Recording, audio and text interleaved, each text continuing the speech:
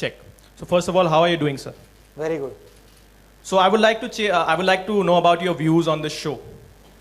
उम्मीद इंडिया, जब मुझे पहली बार अप्रोच किया गया इस शो के लिए तो मेरा दिल बड़ा खुश हुआ कि मैं एक शो होस्ट करूंगा जिसमें ओलंपिक के एथलीट्स के बारे में मुझे भी जानने को मिलेगा, क्योंकि मैं हमेशा से उत्सुक रहता था कि भाई ये एथलीट कैसे प्रैक्टिस करते हैं, कैसे फिटनेस करते हैं, क्या खाते हैं, क्या इनका रूटीन होता है, तो उस सब के बारे में मुझे जानने का बड़ी चिंता रहती थी। तो अब उत्सुकता रहती थी, तब वो मुझे मौका मिला इनके साथ समय बिताने का। तो जो मॉनेटरी पार्ट था उसकी मैंने परवाह नहीं की कि जो मैं शायद स्टार स्पोर्ट्स के लिए चार्ज करता हूँ उससे भी कम पैसे में मैंने चार्ज किया है यहाँ पर, क्योंकि बाद में सवाल आता ज़रूर है कि आपको कितने पैसे मिल रहे हैं। तो वो करोड़ों रुपए नहीं मिल रहे हैं, कुछ ही पैसे कुछ ही लाखों में मिल रहे हैं। तो क्योंकि जो कॉन्सेप्ट था वो बहुत अच्छा था कि जो एथलीट है जो ओलंपिक में जाते हैं वो कैसे ट्रेन करते हैं, वो कितनी मेहनत करते हैं, वो एक दिन, एक हफ्ता, एक महीना, एक साल नहीं, 4 साल लगातार मेहनत करते हैं ओलंपिक में जाने के लिए, और एक एक सेकंड को इम्प्रूव करने के लिए उन्हें सालों लगते हैं। और हम लोग बड़े आराम से बैठकर कह देते हैं अपने इसी रूम में कि हमारे एथलीट वहाँ पर सिर्फ सेल्फी खिंचाने गए हैं। वो मुझे बहुत हर्ट किया हमारे एथलीट के बारे में जब ऐसे कमेंट्स आते हैं। तो शायद वो भी एक कारण था कि मैंने ये उम्मीद इंडिया का शो एक्सेप्ट किया कि शायद इस शो के द्वारा मैं उन लोगों को बताऊं कि ये लोग कितनी मेहनत करते हैं और आप बड़े आराम से कह देते हैं।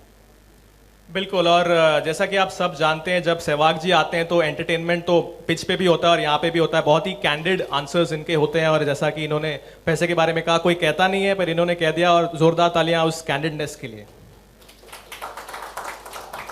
अब जो नेक्स्ट सवाल है मेरा आपसे वो ये है कि क्या पॉजिटिव चेंज आप फोरसी करते हैं कि इस शो से क्या चेंज आ पाएगा?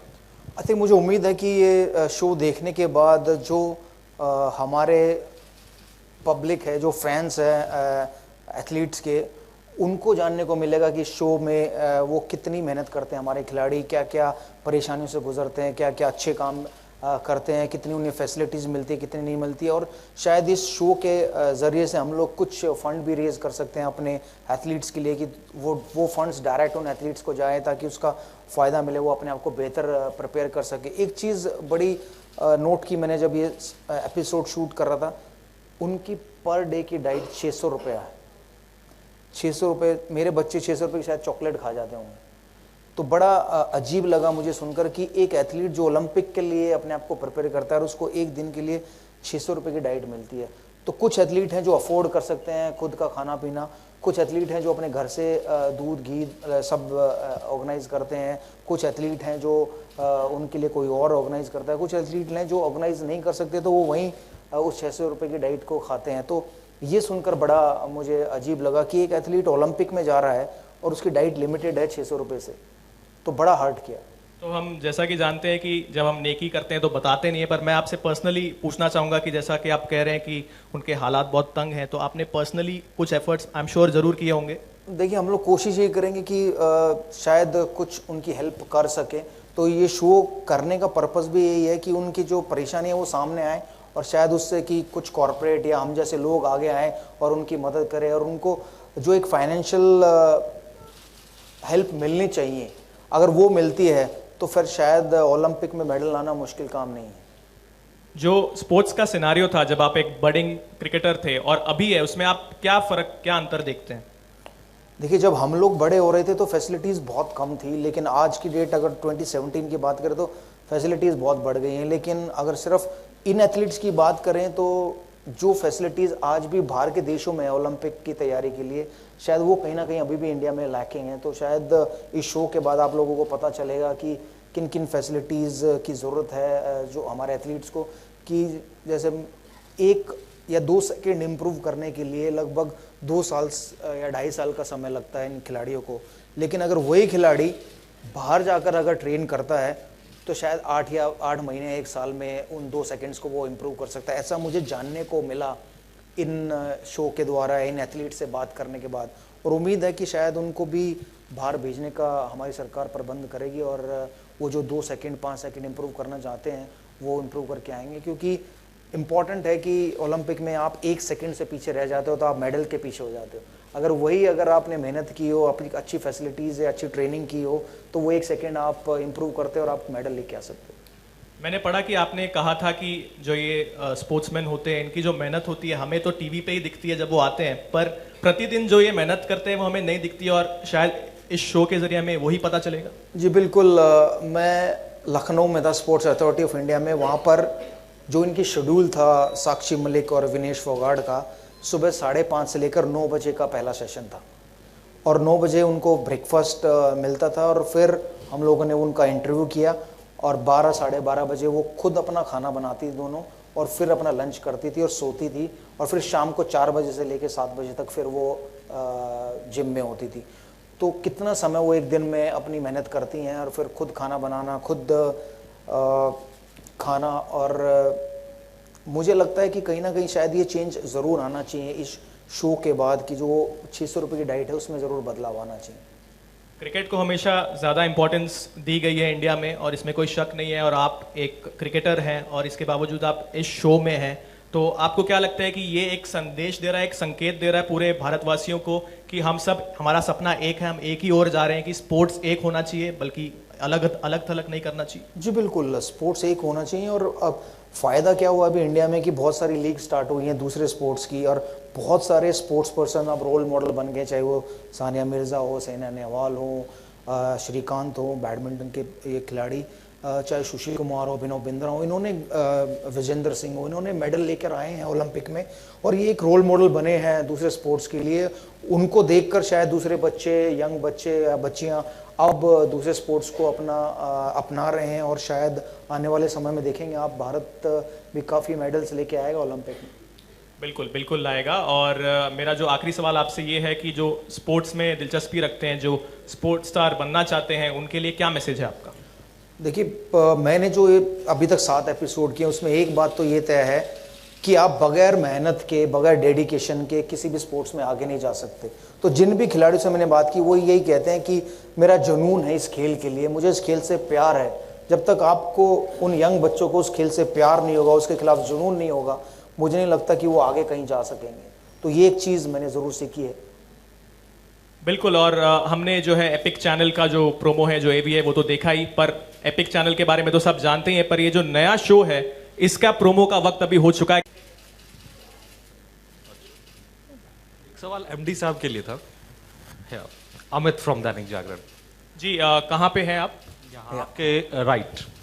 जी, अमित जी, एक्चुअली अभी ये जो वक्त है हमारा मिस्टर सहवाग के लिए क्वेश्चंस के लिए, उनके लिए भी, हाँ उनके लिए भी होगा। जी, एक सवाल जी हाँ एमडी साहब के बाद आ रहे हैं कि जो मतलब यूट्यूब का प्लेटफॉर्म है वो मतलब रेवेन्यू चर्नर भी है कि सबसे बड़ा रोड़ा मतलब क्या है कि मतलब स्पॉन्सर्स क्यों नहीं इन स्पोर्ट्स के प्रति जो हैं उतने प्रोएक्टिव हैं? देखिए, वो स्पॉन्सर के लिए कभी वरी नहीं करते।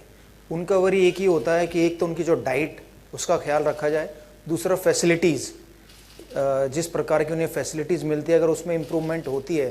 जैसा हर एक एथलीट ये कह रहा था कि अगर वो बाहर जाकर अगर ट्रेनिंग करता है तो उसको इम्प्रूव करने में शायद 6 से 8 महीने लगेंगे, वो उतना ही टाइम अगर वो इंडिया में बिताएगा उसको इम्प्रूव करने में 2 साल लगेंगे।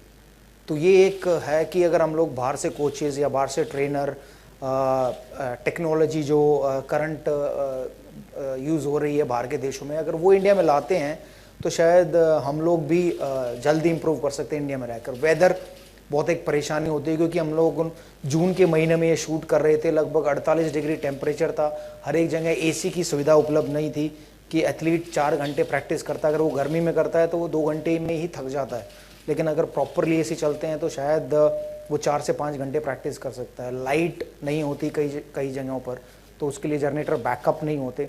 तो ये सब चीज़ें हैं जो उन्होंने शेयर की हैं, जो आपको शो में देखने को मिलेगी। वीरेंद्र सर, ये जितने भी एथलीट्स हैं इनमें सबसे ज़्यादा इस बात की भी चिंता रहती है कि हमारे गेम को बढ़ावा नहीं मिलता, ये कहाँ पे लैग कर रहे हैं। फिर एक बार वापस जाना चाहूँगी, इन खेलों के प्रति सरकार की कितनी, आप देखते हैं कि गवर्नमेंट इनको लेके सीरियस नहीं है। वो सब क्रिकेट में तो जहाँ मैच जीता बधाइयाँ सब कुछ होती हैं, लेकिन हमारे बाकी ओलंपिक में जितने आपकी लाज बची है बस वुमेन स्पोर्ट्स पर्सन ने बताई हैं, लेकिन इन खेलों को हम कहीं ना कहीं पीछे क्यों छोड़ दे रहे हैं? हम नहीं छोड़ते। कोई भी भारतवासी नहीं चाहेगा कि कोई स्पोर्ट्स पर्सन पीछे रहे या कोई भी खेल पीछे रहे।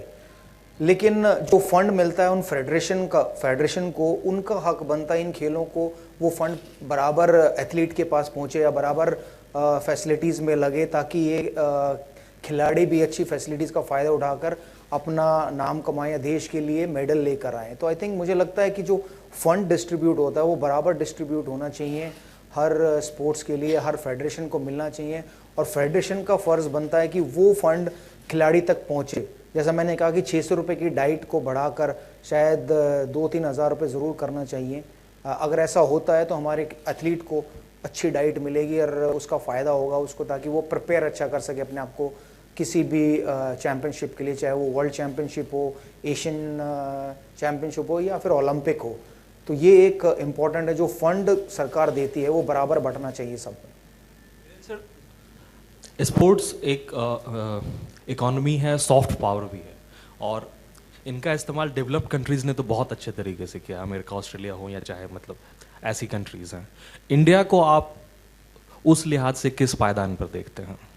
आई थिंक हमारे यहाँ भी इम्पोर्टेंस दी जाती है, फंड ज़रूर निकलते हैं, लेकिन एक कहानी जो मुझे सुनने को मिली कि ओलंपिक्स से 2 महीने पहले 30 लाख का फंड निकलता है खिलाड़ी के लिए कि आप इसे इस्तेमाल कीजिए।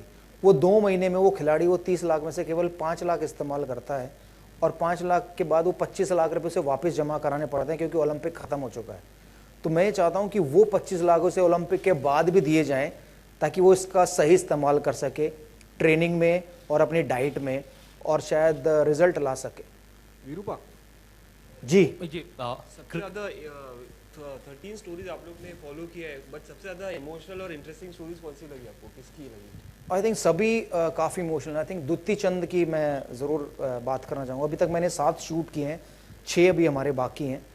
उसमें द्युति चंद है, दत्तू बोकनल है, और अवतार सिंह है।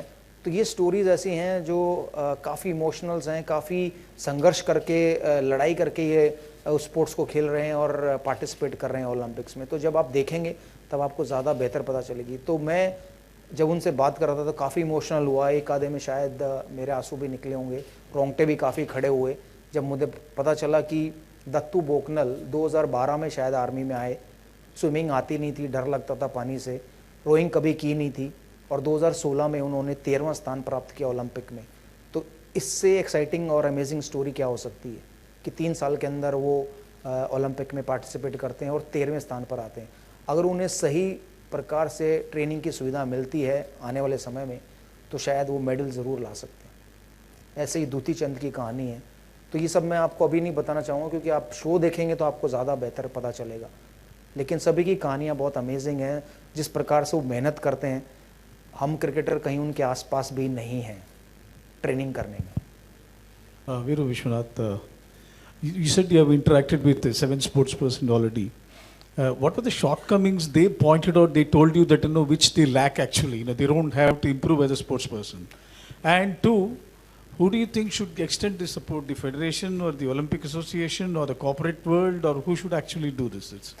I think it's a responsibility of federation, and then it's moral duty of ours that we also help them in whichever way we can. As a media, we should take more interviews of those athletes, and whatever problem they are facing, we have to highlight that problems to the government and to the association or to the federation. So make sure that they will take some action against those people who are not providing the facilities or improving the facilities for athletes. What was the first question, Vishnu?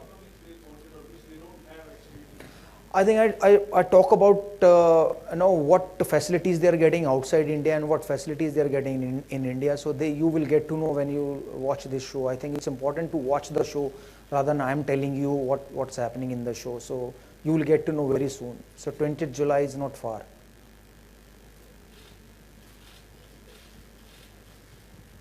इनका मतलब क्या exactly आपके हिसाब से perspective? Hope obviously है, but हम लोग सब लोग कहते हैं कि हमें ओलंपिक में मेडल मिलते नहीं हैं, तो वो एक उम्मीद ही है, और उसके पीछे क्या कारण है क्यों नहीं मिलते हैं शायद इस शो के बाद आपको पता चलेगा कि ये सब एथलीट जो हैं हमारी उम्मीद हैं आने वाले ओलंपिक के लिए। तो शायद कुछ लोग एशियन चैम्पियनशिप खेलेंगे, वर्ल्ड चैम्पियनशिप खेलेंगे, वहाँ पर मेडल्स लेंगे और उसके बाद वो पार्टिसिपेट करेंगे ओलंपिक में।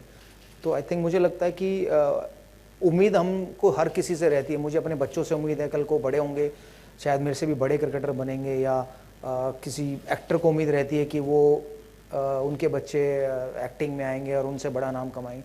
तो मुझे उम्मीद है इन खिलाड़ियों से कि ये शायद ओलंपिक में मेडल लेकर आएंगे हमारे देश के लिए। महाभारत के मुकाबले की होगी? बिल्कुल, ये आपको देखकर पता चलेगा और फिर आप कंपेयर कर सकते हैं कि उनकी जो जितनी वो मेहनत करते हैं, उनके अगर वो इतनी मेहनत बाहर जाकर करे तो शायद बेहतर रिजल्ट ला सकते हैं। और ये शो बहुत ही टू द पॉइंट शो है। आई थिंक 13 भाग हैं इस शो के, तो बहुत लंबा ऐसे नहीं खींचा है और बहुत टू द पॉइंट और एक जेन्युइन इंटरेस्ट है स्पोर्ट्स के लिए, तभी ये शो बनाया गया है। जी बिल्कुल, और मकसद इस शो के बनाने का यही था कि उनकी कहानियाँ लोगों तक पहुँचे, वो क्या करते हैं, कैसे मेहनत करते हैं, कितना समय बिताते हैं, कितनी स्ट्रगल होती है, क्या उनको खाने मिलता है, क्या नहीं मिलता है, क्या उनको पसंद है, क्या नापसंद है। सबसे बड़ा वो सेक्रीफाइस कि कितना सेक्रीफाइस करते हैं। कि मैं जब साक्षी मलिक का इंटरव्यू ले रहा था तो उनकी अभी अभी शादी हुई है और वो लखनऊ में अपनी ट्रेनिंग कर रही हैं और उनके हस्बैंड दूसरी जगह ट्रेनिंग कर रहे हैं पिछले जब से शादी के बाद से। तो वो जो सेक्रीफाइस वो कर रहे हैं अपने देश के लिए, अपने लिए मेडल लाने के लिए, वो शायद सबसे बड़ा सेक्रीफाइस है मैं कहूँगा। जी, अब बहुत इंस्पायरिंग था आज का ये इवेंट और आप सबको पता है कि सारी अच्छी चीज़ों का